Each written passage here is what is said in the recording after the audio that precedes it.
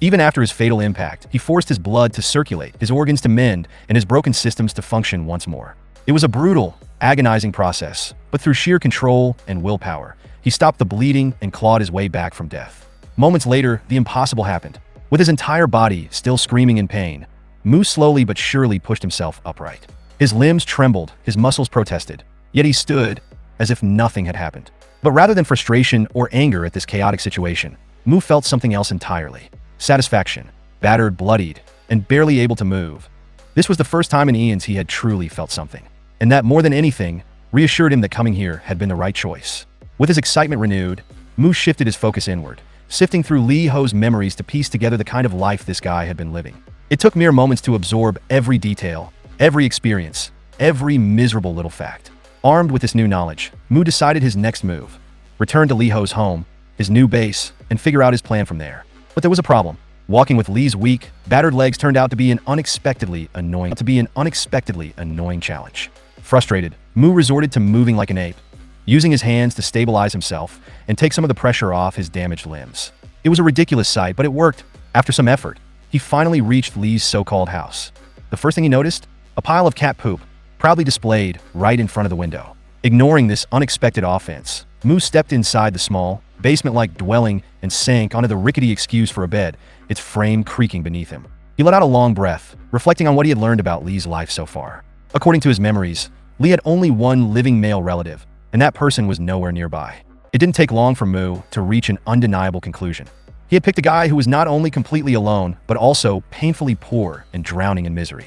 And to top it all off, his only responsibility in life?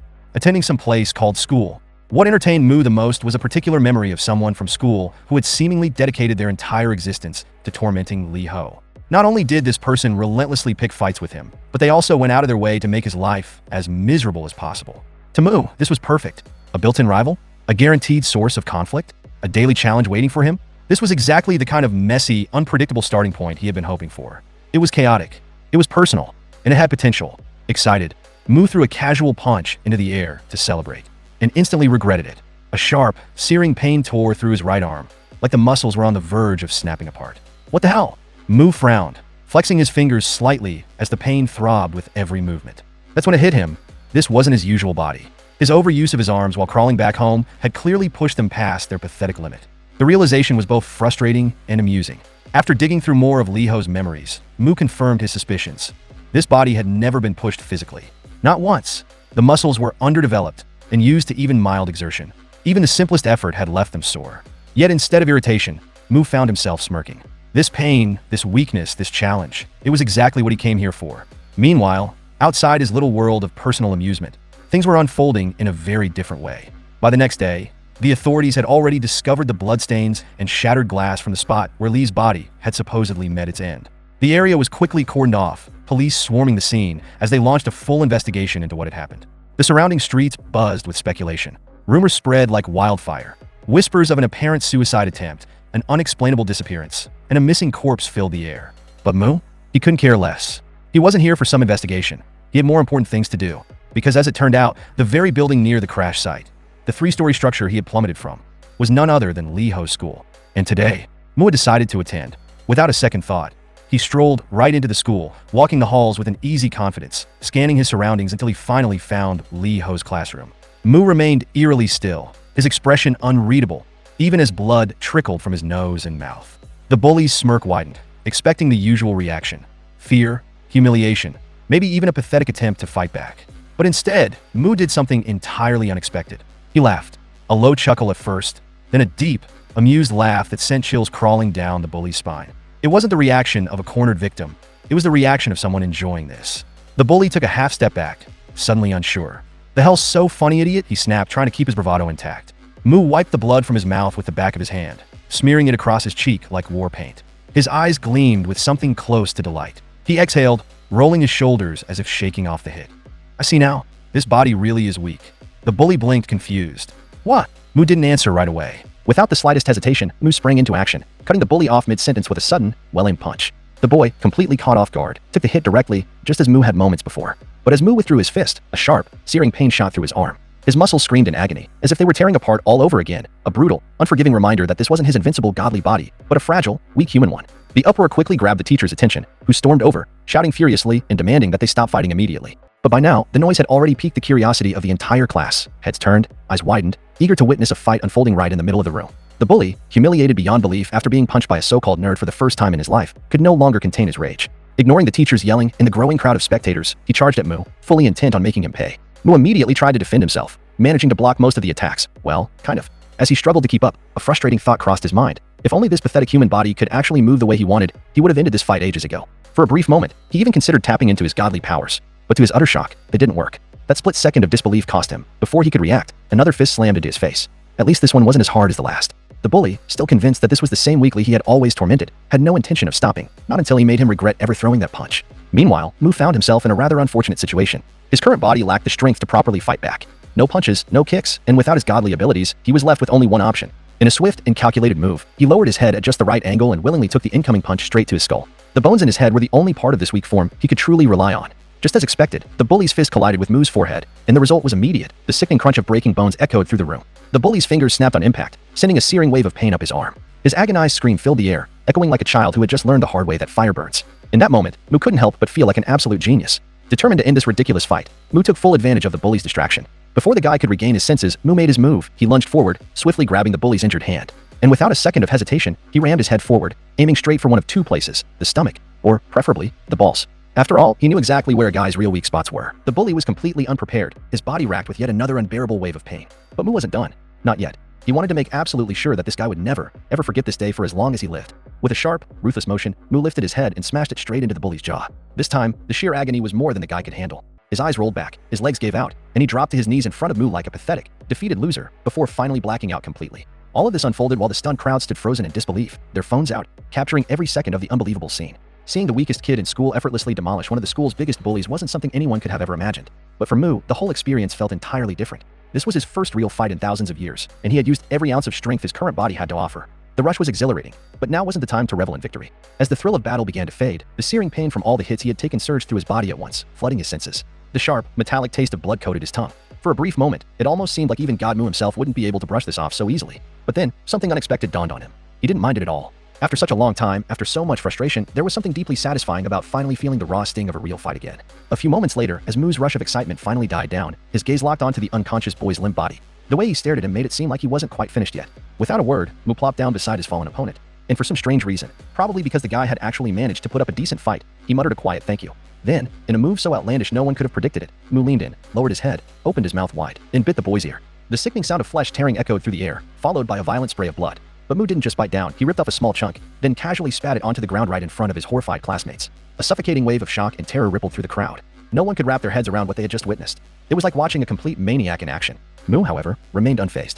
As if nothing was out of the ordinary, he wiped the blood from his lips and continued staring down at the unconscious boy, who didn't so much as twitch, even after losing part of his own ear. This disturbing act wasn't just some random act of cruelty. To Mu, it was his own twisted way of honoring an opponent who had given him an enjoyable fight. It was a mark of distinction, a personal stamp signifying that this person had caught his interest. Those who had the misfortune, or privilege, depending on how one saw it, of earning this mark eventually became known as Mu's playthings. But there was a catch. Not just anyone could earn that title. Only those who had given Mu a battle worth remembering were deemed worthy of such recognition. Back in his prime, being called one of Mu's playthings was considered both an honor and a curse, a symbol of one's strength, yet also a declaration that they belonged to him in a way no one else did. Ironically enough, it almost resembled the way humans in certain historical eras would brand animals to signify they had been neutered. The only difference? Mu's mark wasn't meant to humiliate, it was meant to acknowledge. It didn't take long for the story to spread like wildfire. The entire school was buzzing with the unbelievable tale of the so-called weakest student taking down one of the biggest bullies. But out of all the details, there was one thing that shook people to their core the most. Not just that the bully had been defeated, but that, in a way, he had been neutered. The boy's condition was so severe that the school had no choice but to call emergency medical services to take care of him. Like the rest of the nosy students gathered around, Mu stood there watching as the paramedics carefully transferred his battered classmate onto a stretcher. Of course, Mu wasn't actually concerned about the guy's well-being. What really caught his interest was how effortlessly they managed to summon help with nothing more than a mobile phone. As the ambulance pulled away, Mu casually waved his hand, bidding farewell to his first opponent and silently hoping they'd cross paths again someday. That's when a teacher, absolutely livid, stormed up behind him and barked out a furious order, demanding that he follow him to the teacher's office. The moment they stepped inside, the teacher exploded with rage. He shouted at Mu, demanding to know if he'd completely lost his mind. His voice was nearly shaking as he asked what kind of lunatic would do something so reckless and brutal to their own classmate. At one point, the teacher's frustration reached a boiling point. Unable to contain himself, he raised the binder in his hand, fully intending to strike Mu with it. But Mu? He didn't even flinch. He didn't recoil, didn't move an inch, nothing. Instead, he just stood there, looking almost giddy. His cheeks turned slightly pink, and his expression lit up as though he were already fantasizing about his next thrilling fight. The unsettling sight of Mu's excitement made the teacher's confidence waver. His hand froze mid-air, realization dawning on him. He suddenly remembered what had happened to the student now en route to the hospital. Not wanting to end up in the same miserable condition, the teacher quickly withdrew his hand and turned away, making a snap decision. With a stiff voice, he ordered Mu, who he still believed to be Li Ho, to bring his parents to school the next day. Mu had been fully prepared to retaliate, bracing himself for the strike that never came. But when the attack failed to land, when the teacher backed down, he lost all interest in fighting. Just like that, the conversation was over. The teacher dismissed him, stating that he was free to leave school earlier than the rest of the students. Mu, unfazed, obeyed without protest and walked right out of the building. As he made his way back to Li's house, his thoughts wandered. Unlike other gods, who possessed absolute knowledge of the worlds they ruled over, Mu was still unfamiliar with some of the strange customs here. What did the teacher even mean by leave earlier? Was it some kind of secret command to return to his designated base? A signal of retreat? Or was it something else entirely? Since none of it made any real sense to him, he shrugged and settled on the most logical assumption: he'd simply been given unexpected free time. And he wasn't about to waste it. With his body still aching from the earlier battle, Mu decided to take advantage of this break to rest and recover from his injuries. Mu also planned to train his fragile new body. If he wanted to take on more challengers in the future, he had no choice but to grow stronger. His hand trembled from the pain of his earlier injuries, a stark reminder of how weak this human vessel was. At that moment, he wished he could tap into his godly abilities, specifically his mana, to speed up the healing process. Mana, as Mu understood it, was a force far beyond the reach of ordinary humans. Different worlds had different names for it: chi, chakra, spirit energy, but the gods all called it mana. Simply put, it was the life force that flowed through all of existence. It was what allowed humans in certain realms to become formidable hunters, powerful mages, or legendary warriors. But in this world, Mu was completely cut off from it. No matter how much he craved that power, he couldn't access it. For now, he would have to endure the pain and focus on adapting to this new reality. Once again, he attempted to channel his mana, but it slipped away in an instant, just as it had during his fight earlier. That moment of failure burned in his mind, forcing him to accept a frustrating truth. If he wanted to survive here, he would have to rely entirely on his physical strength. Before long, Mu arrived at Li's home, dragging himself toward the bed. His body screamed in protest, forcing him to acknowledge just how long his recovery would take. With nothing else to do but wait, he made a decision. If his body was stuck resting, then his soul would be useful elsewhere. In the blink of an eye, just as effortlessly as the day he had first arrived on Earth, Mu's consciousness left his human form and returned to the realm of the gods. The moment his eyes snapped open, he was met with a shocking sight. Right in front of him, Li Ho, the same timid boy who had spent his whole life as a victim, was gripping the dragonling by the throat, choking the poor creature without hesitation. Mu barely had time to process what he was seeing before Li suddenly turned his attention toward him. The boy, who had been weak and powerless on Earth, now held himself differently. He looked Mu dead in the eyes, a newfound confidence radiating off him. Without hesitation, he released the dragon from his grasp, stepped forward, and boldly demanded that Mu hand the creature over to him. Li had no idea who he was speaking to. He had no clue that the man before him was a god. Li only knew that his time in this realm was temporary and that Mu would eventually leave again. Taking advantage of that, he set his sights on the dragonling, believing that with it under his command, he could carve out a powerful future for himself. Mu, however, wasn't impressed by the boy's arrogance. The way Li barked out orders like he was in charge, that didn't sit well with him. Without hesitation, Mu summoned a divine hand and gripped Li tightly, making it painfully clear that he had no authority over a god, especially not this god. Li was completely stunned. He never saw it coming. But Mu had no patience for his shock or his complaints. Without a second thought, he started dragging the boy away, heading somewhere with a clear purpose in mind. He had decided to give Li a fresh start in a different world. Or at least, that's what it looked like. Minutes later, they arrived at the domain of Lucifer, the second-ranked god in the divine hierarchy. Mu didn't hesitate for even a second. His footsteps echoed with confidence as he made his way through Lucifer's territory, completely unbothered by the fact that he was entering another god's domain. Unlike Mu, Lucifer wasn't wasting time running around. He was fully focused on watching over his planet, Elmer, monitoring its every development with a sharp, calculating gaze. But Mu? He walked straight into Lucifer's castle without so much as a knock, strolling in as if he owned the place. Naturally, Lucifer hated that. Before Mu could even open his mouth, Lucifer immediately dismissed whatever nonsense he was about to say, rejecting any request outright before it was even made. He had no interest in entertaining Mu's ridiculous antics. But Mu? He couldn't care less about Lucifer's attitude. Without an ounce of hesitation, he bluntly declared that the boy was about to be sent to Elmer and ordered Lucifer to open the gate. As expected, Lucifer wasn't having it. He reminded Mu, in no uncertain terms, that Elmer wasn't his planet, and therefore, he had no right to make such a decision. Mu, of course, wasn't in the mood for rules. He stepped forward, leaned in close, and reminded Lucifer exactly who was the stronger god between them. If he wanted to do something, he would do it. No one had the power to stop him. And if Lucifer had any doubts about that fact, Mu would be more than happy to prove it. Anytime, anywhere. Lucifer knew all too well that he was no match for Mu, and the realization made his hands clench in frustration. His body trembled slightly, not from fear, but from the bitter sting of helplessness. Mu, unimpressed by Lucifer's hesitation, sighed and decided he wasn't going to wait around for permission. Taking matters into his own hands, he strode forward and placed his hand on the surface of Elmer's planet. Lucifer's eyes widened in alarm. Caught completely off guard, he quickly reminded Mu that interfering with another god's domain was strictly forbidden. If a god who wasn't the rightful overseer tried to touch a world that wasn't theirs, an unbreakable barrier would immediately activate to block them out. And just as Lucifer had warned, the barrier formed instantly. Yet, in a moment that defied all logic, Mu shattered it with almost no effort. Lucifer could only stand there in stunned silence, watching as the supposedly indestructible barrier crumbled like brittle glass beneath Mu's fingers. His mind raced to process what he had just witnessed, something he had believed to be impossible. Mu, completely unfazed, glanced at Lucifer and remarked that universal laws weren't as unchangeable as people like to believe. If someone truly wanted to alter the rules, they could. With that, Mu opened his divine hand and released Li Ho, gesturing for the boy to move forward and leap into the gaping void that now led directly to Elmer's surface. Li hesitated, uncertainty flickering across his face. The fear of the unknown was clear in his eyes. Mu, however, wasn't going to let him back out now. He reminded Li that this was exactly what he had wished for all along. The chance to start over in a different world, the opportunity to prove himself, everything he wanted was right in front of him. Still, Lee wasn't satisfied. Instead of stepping forward, he once again demanded that Mu hand over the dragonling, convinced that with its power, he could rise to dominance in his new life. Mu's response was simple. Instead of wasting another breath arguing, he launched Lee straight into Elmer's atmosphere with a flick of his wrist, forcefully sending him off to his new life in another world. As the boy disappeared into the distance, Mu couldn't help but shake his head in amusement. What was with kids these days? Why did they always expect everything to be handed to them without lifting a finger? With the matter settled and nothing else holding his interest, Mu turned to Lucifer and casually told him to look after the kid before making his exit. Lucifer, still humiliated and seething, could do nothing but grit his teeth in silence. Watching Mu leave, his mind burned with the overwhelming desire to rip that smug bastard apart. Because, in the end, Lucifer's story wasn't all that different from Mu's. He was once known as the very first demon lord in history, the supreme ruler who towered over all life on the planet Elmer. After earning the title of the strongest, Lucifer, consumed by his own arrogance, made the bold decision to challenge the god who presided over his world. Back then, in the opening moments of their legendary clash, Lucifer summoned a dazzling light, once so intense it seemed to split the heavens themselves. That radiant force rapidly took shape, forming into an enormous sword, a magical blade so colossal it dwarfed even the god himself. Without hesitation, Lucifer launched it straight at his divine opponent. Not even the god could withstand the sheer destructive force of the attack. Overwhelmed by its might, he was unable to defend himself or evade in time. The massive blade struck him down in an instant, cutting clean through his divine form and splitting him in two. With that, Lucifer claimed the fallen god's throne as his own. But his hunger for power didn't stop there. Unsatisfied, he turned his attention to the rest of the divine realm, seeking out every god that dared stand before him. One by one, he challenged them. One by one, he crushed them. Until, at last, he had conquered them all. A demon had become the god of gods. Unrivaled, unstoppable, supreme, a legend like no other.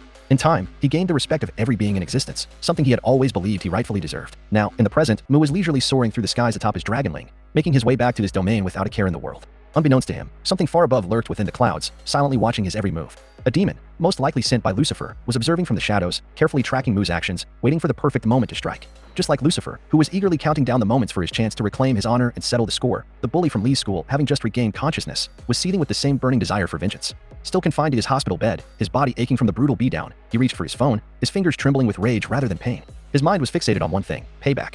Without hesitation, he swiped through his contact list, his eyes scanning the names until he found exactly who he was looking for. Meanwhile, on the other side of the city, fist pounded relentlessly against a punching bag, each strike landing with the force of a hammer. The one behind those devastating blows was none other than Kong Chioel, the reigning youth division middleweight boxing champion. His muscles flexed with each precise movement, sweat dripping down his body as he maintained an unbreakable rhythm. His focus was unwavering, his mind completely locked into his intense training session. His intense training session was suddenly interrupted by an obnoxiously loud ringtone. Annoyed, Kong froze mid-punch, sweat trickling down his body, and turned to see which phone was responsible for the absurd noise. That's when another guy, a blonde, strolled in and nonchalantly claimed it as his. He walked over, grabbed the phone, and answered, already sounding irritated. That guy was Hyung Cheol, a boxer with 2 years of experience under his belt. As expected, the caller was none other than the beaten-up bully. Desperation laced his voice as he skipped any kind of greeting and got straight to the point. He'd buy Hyung a new phone if he wanted, but first, he needed him to do a tiny favor.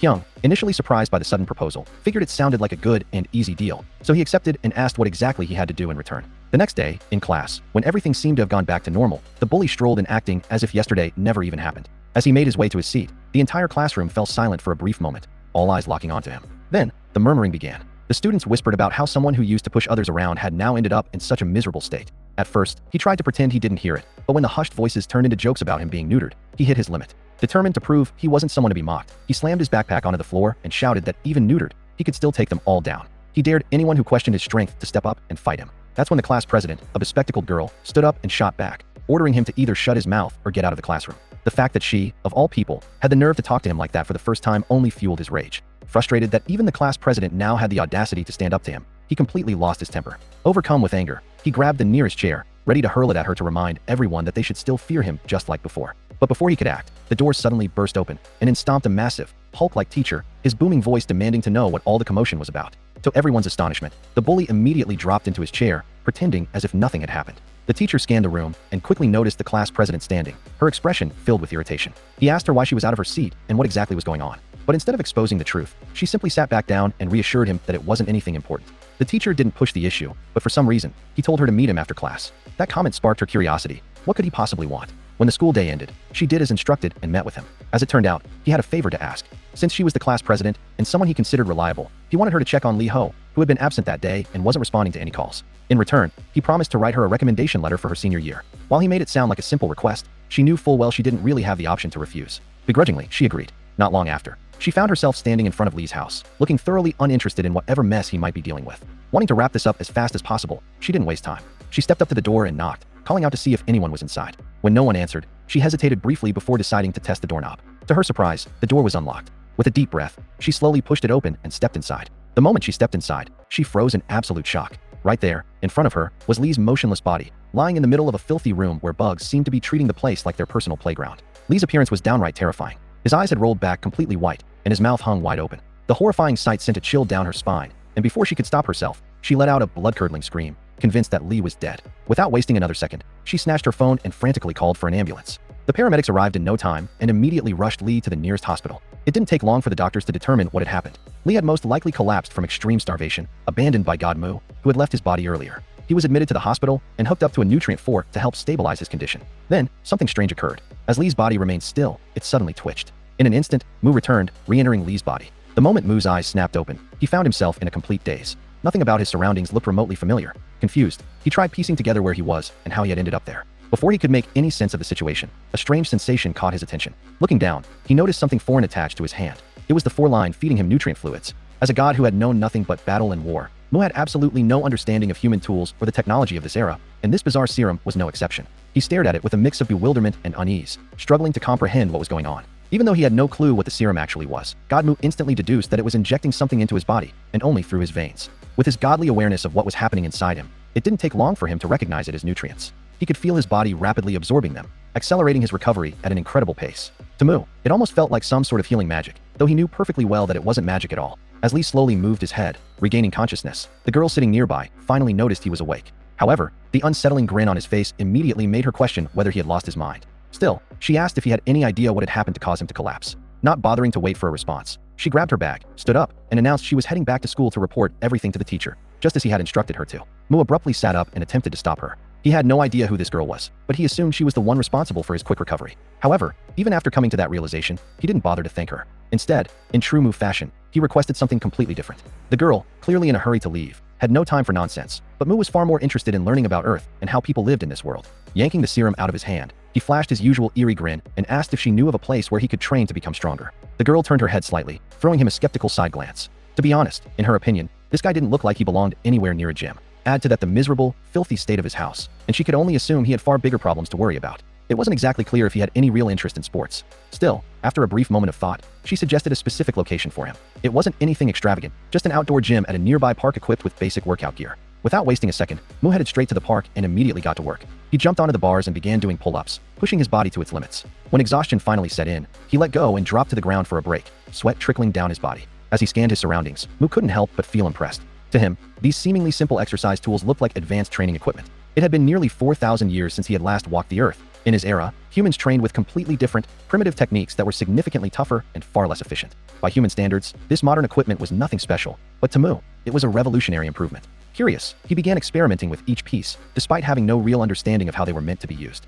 Suddenly, right in the middle of his training, something small, like a pebble, struck him on the back and clattered to the ground. To his surprise, standing behind him was the same beaten-up bully from before, only this time, he wasn't alone. He had brought someone with him, a boxer named Hyung, clearly intending to pick a fight. Even with Hyung by his side, the bully acted like a yapping dog, barking insults at Lee from a safe distance, too afraid to get any closer. Mu, however, remained completely unfazed. Staying calm, he sat down, picked up the small rock, and casually asked who had thrown it. Feeling a bit bolder now that Hyung was backing him up, the battered bully loudly admitted that he was the one responsible. He then launched into a rant, furiously declaring that Lee would pay for what he had done to him. With an arrogant smirk, he bragged about how his cousin, Hyung, a professional boxer, was about to beat Lee to death. However, before he could even finish his grand speech, Mu spotted an opening and caught him completely off guard with a sudden, lightning-fast punch. The guy hit the ground, howling in pain as his already broken nose got smashed once again. This was the price of picking a fight with God Mu by throwing a mere stone, and naturally, Mu couldn't have been more pleased with the outcome. That was what was happening on Earth, but in the divine realm, things were a bit more complicated. The time had come for the usual gathering of the gods, yet Mu was nowhere to be found.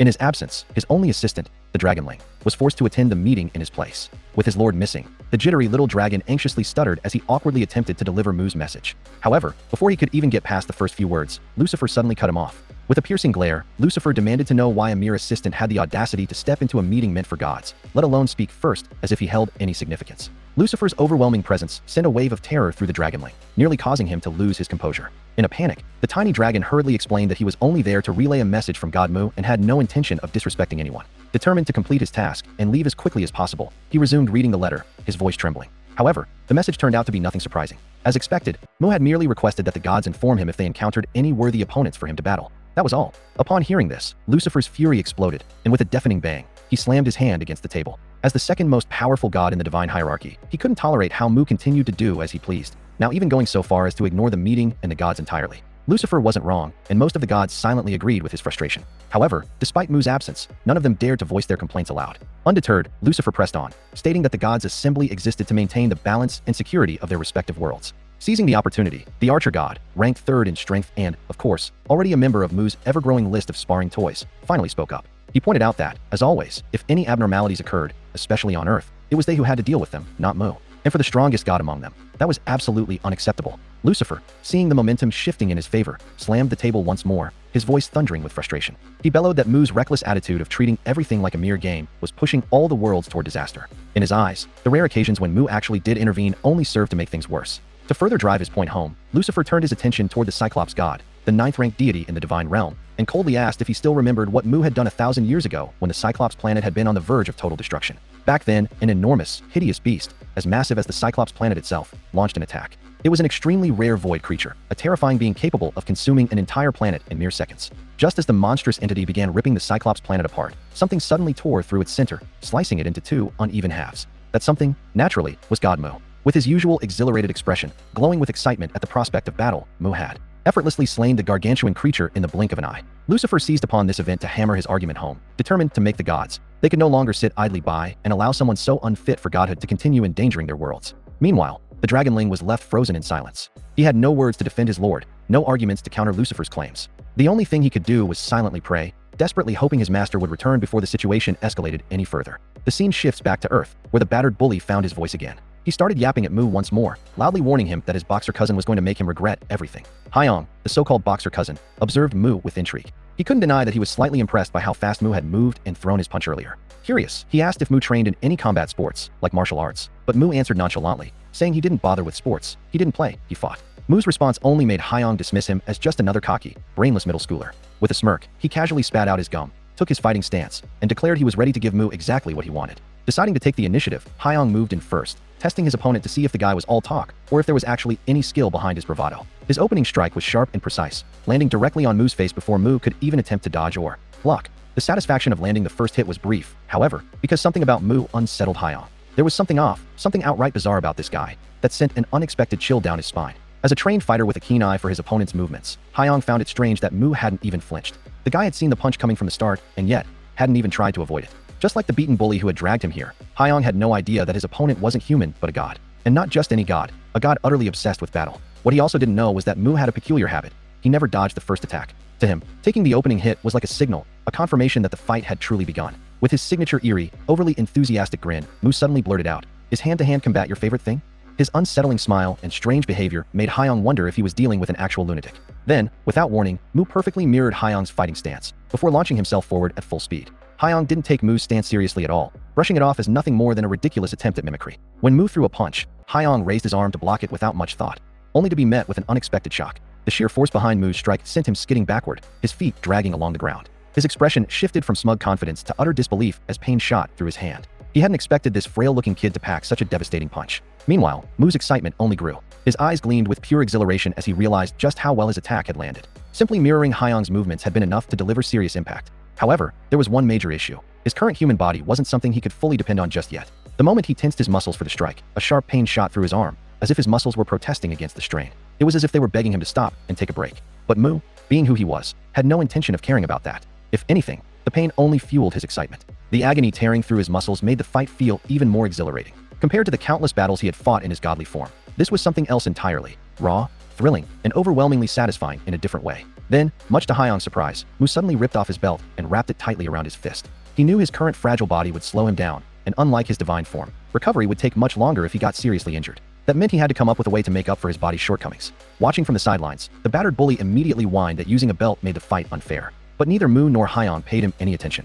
Hyong, now fully aware that he couldn't afford to take Mu lightly, charged forward once more. This time, he didn't hold back. He unleashed a relentless barrage of punches, left, right, one after another, trying to overwhelm Mu with sheer speed and force. Mu did his best to block the rapid strikes, but it didn't take long for him to realize he was in trouble. The continuous blows, combined with the lingering pain in his body, put him at a serious disadvantage. He could feel his movements becoming sluggish, his responses slower than usual, and in the middle of trying to defend himself. The moment Mu started analyzing Hyong's movements, he quickly recognized a pattern. His attacks were swift and precise, but painfully predictable. It didn't take long for Mu to anticipate every move before it even happened. At first, dodging felt slightly tricky, but within less than a minute, Mu was effortlessly evading Hyang's strikes. Hyang, determined to turn the tide, switched up his approach and attempted to catch Mu off guard. But the plan backfired horribly. Not only did Mu block the unexpected attack with ease, but he also countered immediately, landing a devastating punch to Hyang's arm mid-swing. A sharp cracking noise followed. It took Hyang a few seconds to process what had just happened before sheer agony kicked in. His arm, broken. His scream tore through the air as he stumbled backward, overwhelmed by the pain. Mu observed the scene with a strange amusement, watching as Hyang writhed in shock. The way he hollered and clutched his arm made Mu wonder if he and the other guy, the so-called cousin, were truly related. They both had the same flair for unnecessary dramatics. But Mu wasn't one to waste time. Without hesitation, he delivered another sudden punch to Hyang's head, knocking him out cold before he could react. The bully, his cousin, friend, or whatever he was, stood frozen in complete disbelief. Just moments ago, he had been full of bravado, convinced that Hyang would crush Mu in a fight. Now, his so-called champion lay unconscious at his feet. And to make things worse, Mu's face had twisted into something unsettling, a terrifying, excited expression, his entire body radiating an undeniable thirst for battle. With a chilling grin, Mu announced that it was time to settle things once and for all. This wasn't just about today. No, this was payback for every single time they had caused him trouble. The bully, who had once spoken with such arrogance, felt all the confidence drained from his body. Hyang was down, which meant there was no one left to save him. Reality crashed down on him. His fate was sealed, and there was no way out. As Mu took slow, deliberate steps toward him, the beaten-up guy realized something. Mu had hesitated for just a moment. Maybe, just maybe, if he continued acting terrified, if he admitted defeat and begged for mercy, he could get out of this unscathed. But deep down, he knew the truth. It was far too late to play the victim now. Before the guy could even get a word out, Mu struck him square in the face with a swift, unforgiving punch. This was the same fool who had kicked off today's mess by throwing a rock and dragging a boxer into the mix to take Mu down. Running away wasn't an option now. Not that Mu would have let him. Anyway, he had more than enough justification to beat him senseless again. As expected, Mu didn't hold back in the slightest. He laid into the guy, landing blows however he pleased, using him as a test dummy for the new fighting techniques he had just picked up. Each strike left another bruise, another bloody mark, but Mu remained unsatisfied. Finally, he ended it with a devastating knee strike straight to the guy's already mangled face, making sure he wouldn't forget this day anytime soon. Having put every ounce of strength into making this a day to remember, for the poor bastard, at least, Mu finally felt content. In the back of his mind, he almost mockingly wondered why the guy never surrendered. But, of course, Mu knew the answer. He hadn't given him the slightest chance to. With his opponents thoroughly dealt with, Mu walked off, already thinking about his next move. As for Hyang, like all the others before him, he was now officially marked as one of Mu's personal playthings. Meanwhile, the beaten-up bully sat there in a daze, muttering Li's name under his breath, cursing him as a crazy bastard. He had learned his painful lesson the hard way. Not long after, Mu made his way back to Li's house. Sitting on his bed, he couldn't help but feel pleased. Everything was playing out exactly as he wanted. He had found a way to enjoy fighting almost every single day. However, his weak human muscles and fragile bones were becoming an increasing annoyance. They broke too easily, even when he was just defending himself. Still, the thrill of combat, the mix of clashing with stronger opponents and feeling the pain of recovery, was something he refused to give up. If this frail body was holding him back, then he would simply find a way to fix it. Deciding his next course of action, Mu resolved to return to the God Realm first. He needed to see what was happening there, and more importantly, retrieve what he had instructed the Dragonling to prepare for him. As always, Mu concentrated while seated, attempting to exit Li's body and return to his true form. However, unlike previous times when his soul would shift instantly, several moments passed, and nothing happened. Unbeknownst to him, his blatant disregard for Lucifer, coming and going as he pleased without a shred of concern for the other god's opinion, had been steadily driving Lucifer closer to his breaking point. That same day, while returning to his domain, the Dragonling had questioned Mu about his experiences on Earth. Mu enthusiastically recounted how much fun he had, but also pointed out the frustrating weakness of his temporary human body. During their chat, Mu had casually instructed his assistant to procure a recovery magic orb for him, hoping it would help speed up his healing on Earth. However, there was one major issue. Magical artifacts were commonplace on Elmer and a few other planets under Lucifer's control, thanks to their high mana concentrations. But Earth was a different story. There, magical objects only existed through divine blessings or the occasional stroke of luck. Because of this, only a handful of individuals in human history had ever possessed them, and those who did were often revered as gods. Shortly afterward, Mu arrived at his domain, where the Dragonling reassured him that he would find a recovery magic orb before Mu's next return to the divine realm. As Mu dismounted from the dragon, his assistant took the opportunity to remind him, once again, about the upcoming gods meeting. In response, Mu casually rummaged through his pockets, claiming he had prepared something to silence all the complaints.